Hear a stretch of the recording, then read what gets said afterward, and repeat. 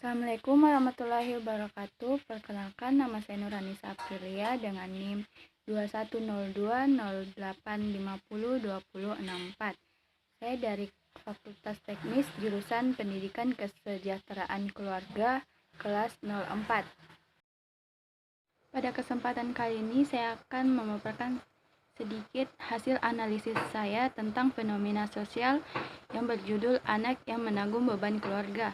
Yang terhormat dosen pengampu Dr. Hajia Syamsida MPD dan teman-temanku sekalian yang saya hormati. Terima kasih atas kesempatan yang diberikan. Pertama-tama saya akan memaparkan sedikit tentang latar belakang anak yang menanggung beban keluarga, yaitu banyaknya faktor yang menyebabkan mengapa permasalahan anak jalanan ini terus berkembang. Di antaranya semakin berkembangnya zaman, berkembang pula serta kehidupan baik dalam kehidupan ekonomi, politik, juga budaya. Tak dapat dipungkiri dengan adanya perkembangan teknologi yang semakin canggih, Pemenuhan kebutuhan manusia yang semakin banyak pun dapat mengakibatkan kesenjangan pada kehidupan masyarakat itu sendiri. Hal tersebut terlihat dari banyaknya orang yang berbondong membangun gedung-gedung yang mewah, sedangkan di sisi lain terdapat orang-orang yang tinggal di daerah kumuh dan perlu mendapatkan perhatian khusus. Tekanan ekonomi untuk memenuhi kebutuhan akibat kemiskinan membuat orang tua mengharuskan anak-anak turun menanggung beban keluarga, sehingga banyak anak yang terjun ke jalan dengan tujuan untuk mencari nafkah. Selanjutnya yaitu pengertian anak. Anak adalah seorang lelaki atau perempuan yang belum dewasa atau belum mengalami masa pubertas. Anak juga merupakan keturunan kedua, di mana kata anak merujuk pada lawan dari orang tua. Orang dewasa adalah anak dari orang tua mereka. Meskipun mereka telah dewasa, menurut psikologi, anak adalah periode perkembangan yang menentang dari masa bayi hingga usia 5 atau 6 tahun. Periode ini biasanya disebut dengan periode persekolah. Kemudian berkembang setara dengan tahun ke tahun sekolah dasar. Berdasarkan Undang-Undang Peradilan Anak dalam Undang-Undang Nomor 3 Tahun 1997 tercantum dalam pasal 1 ayat 2 yang berbunyi, anak adalah orang dalam perkara anak nakal yang telah mencapai umur 8 tahun tetapi belum mencapai umur 18 tahun dan belum pernah menikah. Walaupun begitu, istilah ini juga sering disebut pada perkembangan mental seseorang. Walaupun usianya secara biologis dan kronologis seseorang sudah termasuk dewasa, namun apabila perkembangan mentalnya ataukah urutan umurnya, maka seseorang dapat saja diasosiasikan dengan istilah anak.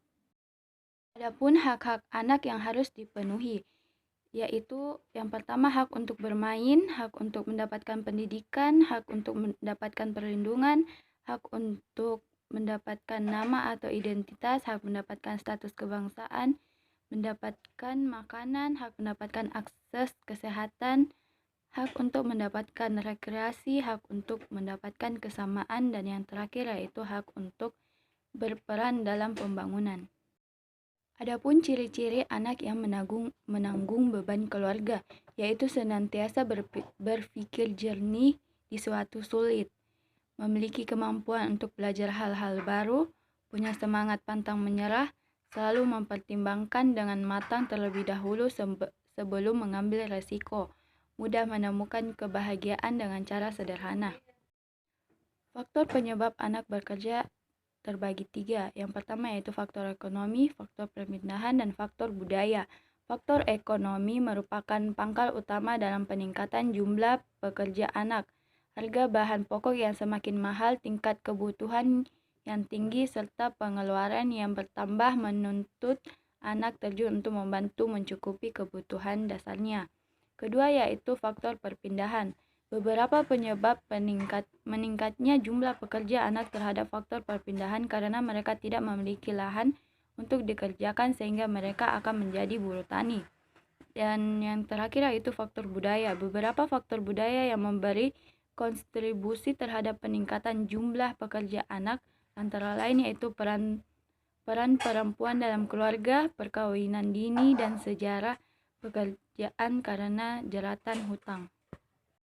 Dampak buruk yang terjadi pada anak yang bekerja sejak dini yaitu ilmuwan perilaku manusia dari Rand Corp, Jeff Ramkhan menggarisbawahi adanya potensi laten seorang anak yang terbiasa bekerja sejak kecil untuk tumbuh menjadi remaja pembangkang, rentan terjerumus alkohol, narkoba, rokok, dan gemar berkelahi. Mereka juga 3 kali lipat lebih leluasa terpapar penyalahgunaan ganja, rokok, dan terserempet masalah hukum.